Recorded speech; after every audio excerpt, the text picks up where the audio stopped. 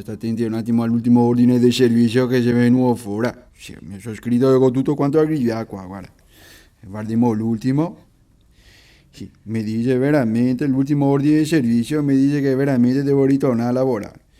È una situazione veramente grave, molto grave, anche perché devo andare a vedere Venezia al G penso. Sì, ed è veramente una situazione importante per me. Sì, appunto, volevo farti una piccola domanda, scusi, dice sì, Sì, Stefania, sì, è sì, vero sì. Stefania? Sì, il problema è che se devo ripartire, se vedi? Sì, Ti sì, mi hai fatto una domanda, sì. scusami. No, guarda, adesso ben che mo parla, o ben lavoro o ben parlo, scusi, mi pare che la situazione adesso non mi lo permette. Ti ringrazio che abbiamo parlato, ma adesso è inutile che ti Ma non insiste. state torni No, tocchi meglio, no, Dorigo. no, non stai di insistere. No, mi lavoro, mia mamma mi ha detto la roba Che ti meglio. do sempre roba No, meglio? situazione è quella che c'è.